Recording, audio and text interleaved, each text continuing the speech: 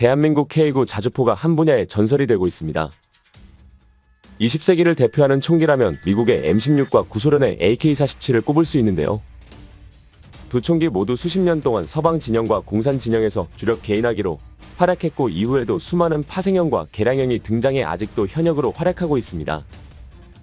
이처럼 대한민국의 명품 자주포 K9 또한 유럽, 호주 등의 나토 가입국뿐만 아니라 인도와 이집트에까지 광범위하게 수출되며 한국 방산의 부흥을 이끄는 견인차 구실을 톡톡히 해왔습니다. 그 명성은 가히 M16 AK-47에 비견될 정도인데요. 당분간 K9의 독주가 멈추지 않을 전망입니다. 폴란드에 이어 동유럽의 루마니아도 K9의 대규모 도입을 확정짓고 정식 절차를 밟고 있으며 이미 K9를 도입한 나라들도 그 성능에 매료돼 추가 도입을 검토하고 있습니다. 그리고 미국에 가장 가까운 우방인 영국도 자주포 도입 사업을 진행 중인데요.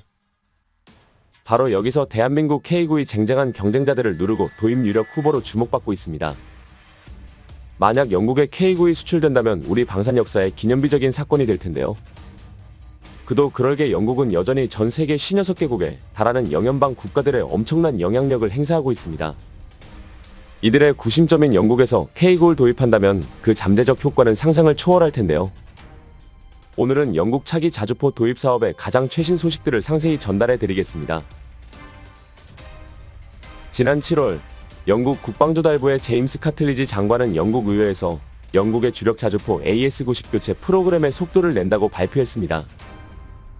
영국은 현재 차세대 자주포 116문을 도입하는 MFP 사업을 진행하고 있는데요. 2025년까지 자주포 도입 대상을 선정해 2027년에 전력화를 마칠 예정입니다. 이에 덩달아 영국 자주포 교체 사업에 출사표를 던진 나라들의 마음이 급해졌는데요. 더군다나 독일 KMW의 RCH-155 라인메탈의 HX3 스웨덴 BAE 보포스의 아처 등 어디 가도 꿀리지 않는 성능을 갖춘 기종들이어서 치열한 경쟁이 예상됩니다. 하지만 야심차게 도전장을 내민 이들 자주포들에게는 커다란 불행 덩어리가 하나 있습니다. 바로 대한민국의 K9도 영국 자주포 사업에 참여했다는 것입니다. 졸지에 자주포 분야의 끝판왕과 경쟁해야 하는 셈인데요. 그러나 대한민국이라고 마냥 안심하고 미리 샴페인을 터뜨릴 수 있는 상황은 아닙니다. K-9이 워낙 뛰어난 성능을 갖추고 있고 가격까지 합리적인 자주포이긴 하지만 다른 나라가 내놓은 자주포들 역시 그리 호락호락하지 않으며 유럽이라는 지역적 폐쇄성 또한 간과할 수 없는 부분입니다. 예를 들어 영국 자주포 도입 사업에서 K-9과 경쟁 중인 KMW의 RCH-155는 오직 성능만 놓고 봤을 때 전 세계에서 K9가 유일하게 견줄만한 PCH-1000의 포탑을 무인화한 AGM 모듈을 탑재하고 있습니다. 게다가 AGM 모듈은 자동 탄약 장전 시스템을 바탕으로 하고 있기 때문에 고작 승무원 2명으로도 원격 제어 등 무인화 운용이 가능합니다. 또한 BAE 보포스의 아처도 결코 무시할 수 없는 기종입니다. 성능은 일단 제쳐두고라도 영국에서 우크라이나 지원으로 생긴 물량 공백을 임시로 메우고자 14문을 도입한 사례가 있기 때문인데요. 때문에 일각에서는 RCH-155보다 이미 영국군에서 운용 경험이 있는 아처가 더 버거운 경쟁 상대가 될 수도 있다는 분석을 내놓고 있습니다. 하지만 그럼에도 불구하고 절대다수의 영국 현지 군사, 전문가들과 각종 군사 전문 매체들은 K9의 승리가 가장 유력하다고 점치고 있습니다. K9 자체가 이미 수많은 나라의 최전선과 실전에서 검증이 끝난 세계 최강의 명품 자주포이기도 하지만 이번에 영국 수출을 타진하고 있는 K9의 최신 개량형 K9A이기 때문입니다. K9A는 자동 탄약 장전 기능이 장착돼 있어 기존의 K9A1에 비해 50% 향상된 분당 9발의 최대 발사 속도가 가능하며 화력이 30% 증가됐습니다. 이로 인해 짧은 시간 동안 적 지역에 집중 포격을 가하는 능력이 여기에 원격 사격 통제 시스템이 탑재됐으며 이 덕에 기존 5명이던 승무원도 3명으로 줄었습니다. 가뜩이나 군의 규모가 작은 영국의 상황에서 이는 상당한 플러스 요인인데요. 특히 빼놓을 수 없는 특장점은 복합고무궤도입니다. 최근 하나에어로스페이스와 영국의 방산업체로 구성된 팀 썬더가 K9A의 복합고무궤도 테스트를 시험하며 사업 수주에 한 발 더 가까이 다가섰다는 평가를 받기도 했습니다. 팀 썬더는 영국 자주포 도입 사업을 위해 하나가 구성한 일종의 드림팀이라고 볼 수 있습니다. 레오나르도 영국 법인, 호스트만 디펜스 그룹 피어슨 엔지니어링과 캐나다의 수시 디펜스 등이 참여하고 있으며 최대의 글로벌 방산기업 로키드 마틴도 팀 썬더에 합류한 상황입니다. 하나에어로스페이스는 영국 자주포 도입 사업에 참여를 결정하면서부터 폴란드에서처럼 현지 법인을 세울 계획을 가지고 있었으나 아직 수주가 확정되기 전이라 현재는 사무소 개념인 지사만 설립한 상태입니다. K9AE가 자신있게 내세우는 특징 중 하나인 복합고무궤도는 캐나다의 수시 디펜스가 개발한 것으로 이를 성공적으로 통합하면서 K9AE는 주행 성능과 전술적 이동의 향상에 획기적인 변화를 가져올 수 있었습니다. 이는 수치상으로도 증명이 됐는데요. 시험 테스트 결과 일반 도로에서 16%의 연료 소모가 줄어들었고 오프로드에서는 24%의 연료를 줄일 수 있었습니다. 소음도 기존보다 57%, 진동은 42%가 감소해 기동성과 험지 돌파 능력은 물론 승무원들의 피로도도 큰 폭으로 줄어들었습니다. 하나에어로스페이스 영국 사업 담당 임원인 사이먼 험프리는 복합고무궤도는 K9AE에 장착되는 핵심 기술 중 하나로 이 기술을 탑재하는 것만으로도 사격 및 전천 후 지형 접근성이 가능해지며 소음 및 진동을 줄이는데 탁월한 효과를 발휘한다고 밝혔는데요. K9AE는 복합고무궤도를 탑재하면서 기존 차륜형 자주포의 장점이던 장거리 주행의 이점 유지 보수 및 정비의 편리함, 포장도로에서의 기동성을 궤도형 차체에서 구현할 수 있게 되었습니다. 그러면서도 동시에 궤도형 자주포의 험지 주파 능력 사격 시 안전성 또한 확보할 수 있었는데요. 결론적으로 차륜형 자주포와 궤도형 자주포의 장점만을 하나로 결합하면서 한 번이라도 K9AE에 탑승해본 사람들을 전부 복합고무궤도 예찬론자로 바꿔버렸습니다. 여기서 끝이 아닙니다. 최근 반가운 소식이 하나 더 들려와 K9AE의 수출 전망을 한층 밝게 만들어주고 있는데요.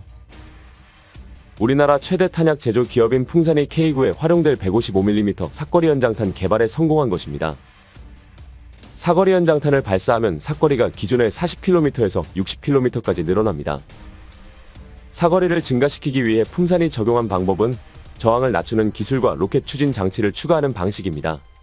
자주포 자체의 개량을 거치지 않고 탄약 성능을 개선한 것만으로 사거리를 50%나 늘린 것은 대단히 혁신적인 기술로서 풍산의 155mm 사거리 연장탄이 전력화되어 K9AE에 적용된다면 영국 자주포 도입 사업에서 유리한 고지를 점할 수 있음은 물론이고 이미 K9를 도입해 운용 중인 나라들에서도 구매 요청이 물밀듯 밀려올 것으로 예상됩니다.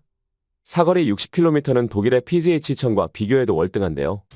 PZH-1000은 LAP탄을 사용할 시 최대 사거리가 56km까지 연장은 되지만 탄두 중량과 명중률이 하락한다는 것이 문제로 작용합니다. 그러나 풍산이 개발한 155mm 사거리 연장탄은 탄도 수정 신관을 장착해 명중률까지 개선됩니다.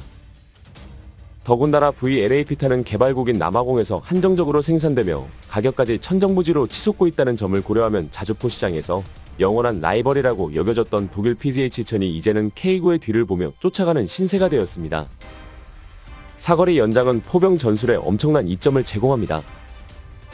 곡사포 등의 포를 이용한 화력 지원은 지상전에서 엄청난 위력을 발휘하지만 대포병 사격이라는 위험 또한 감수해야 합니다. 대포병 사격에서 위험을 회피하기 위한 방법으로는 몇 가지 방법이 있는데요. 그중 가장 확실한 방법이라면 역시 슈덴스쿠드를 들 수 있습니다. 쉽게 얘기해서 적목표물에 포 사격을 가한 후 신속하게 사격을 한 위치에서 벗어나는 것입니다. 자주포는 슈덴스쿠드에 가장 적합한 포병 전력이며 이때 사거리가 연장되면 그만큼 적의 대포병 사격에서 벗어날 시간이 늘어나게 됩니다. 여기에 복합고무궤도 장착으로 K9AE의 속도가 향상된다면 2배의 시너지 효과가 발생하는 건 자명한 사실입니다. 이게 다가 아닙니다. K9AE가 영국의 주목을 받는 이유는 절대적인 성능의 강점뿐 아니라 경쟁 기종과의 상대적인 비교 평가도 포함됩니다. 영국이 자주포 도입 사업을 시작하는 초기에만 해도 BAE 보포스의 아처와 넥스터 시스템즈의 세자르 독일의 RCH-155가 유력하다는 평가를 받았습니다. 하지만 막상 본격적으로 평가가 시작되고 나니 하나둘씩 치명적인 단점들이 드러나기 시작했습니다. 세자르는 유압식 안정화 장치를 전개한 후 병력이 차량에서 내려 일일이 수동으로 포탄을 장전해 사격해야 해서 방열 속도가 느립니다. BAE 보포스의 아처는 자동화된 포탄 모듈로 방열 및 발사 속도가 빠르다는 장점을 가지고 있지만 적재할 수 있는 포탄이 21발에 불과합니다. 그리고 적재된 포탄을 모두 소모하면 다시 병력이 자주포에서 하차의 포탄을 자주포 내에 적재해야 하는 터라 불편함은 둘째치고 실제 전투가 벌어진다면 운용면에서 화력 투사 속도에 상당한 단점으로 작용할 수 있습니다. 반면 K-9에는 48발의 포탄이 적재되며 포탄을 전부 소진했다고 하더라도 K-10 탄약 보급 장갑차가 신속하게 자동으로 보급해 주기에 탄약 적재량이나 보급 속도에서 타의 추종을 불허합니다. KMW의 RCH155 역시 K9A2의 상대가 되지 않는 것은 마찬가지입니다. RCH155는 복서 장갑차 차체에 PZH-2000을 활용하고 신형 포탑을 통합했는데요. 각각의 부품을 보면 꽤 괜찮아 보이는 자주포이긴 합니다. 하지만 역시 독일산답게 높은 가격에 발목을 잡힐 것으로 예상됩니다. 그렇지 않아도 가격 경쟁력이 너무하다 싶을 정도로 떨어지는 바람에 심지어 개발국인 독일에서조차 채택이 안 된 상황입니다. 당연히 초기 도입분의 양산가가 이 정도면 차후 유지 보수 비용이 천정부지로 솟구칠 게 뻔합니다. 뿐만 아니라 현재 세계 무기시장에서 독일의 신뢰도가 바닥으로 떨어지고 있다는 것도 한몫하고 있습니다. 최근 오랫동안 우리 국민들의 애를 타게 했던 한화에어로스페이스의 레드백이 사업을 따내게 됐는데요. 링스로 경쟁하던 독일은 사업 수주를 위해 호주에 거부하기 힘든 제안을 던졌습니다. 바로 호주에서 생산 중이던 독일의 복서 장갑차를 역수입하겠다고 한 것인데요. 그런데 정작 링스가 탈락하고 레드백이 우선 협상 대상자로 선정되자 독일은 복서를 역수입하겠다는 약속을 손바닥 뒤집듯 뒤집어버렸습니다. 물론 독일 입장에서야 링스 선정을 조건으로 복서 역수입을 제안했고 원하는 결과가 나오지 않자 말을 바꾼 것이니 이해 못할 일도 아닙니다. 하지만 국가 간의 무기 도입이라는 대규모 사업에서 무엇보다 중요한 건 신뢰라는 점을 봤을 때 영국이 공수표를 남발하는 독일을 신뢰하긴 어려울 것 같습니다. 원래 실력으로 모자라면 온갖 더티 플레이를 일삼는 법이죠. 반면 대한민국의 방사능 성능과 가격은 물론이고 납기 준수와 후속 지원이라는 신뢰성에서조차 강점을 보유하고 있기 때문에 영국 자주포 도입 사업에서 선정될 확률이 매우 높다는 것이 전문가들의 일관적인 분석입니다. 폴란드의 사례가 적잖은 홍보 효과가 되었을 것이라는 건데요. 대한민국이 전례에 없었던 특별 사례까지 만들어가며 폴란드와 방산 계약을 체결한 효과가 드디어 빛을 발하고 있습니다. 시청해주셔서 감사합니다. 영상이 도움이 되셨다면 구독과 좋아요 부탁드리며 다음에 더 유익한 영상으로 찾아뵙도록 하겠습니다. 항상 함께해주시는 구독자 여러분 감사드립니다.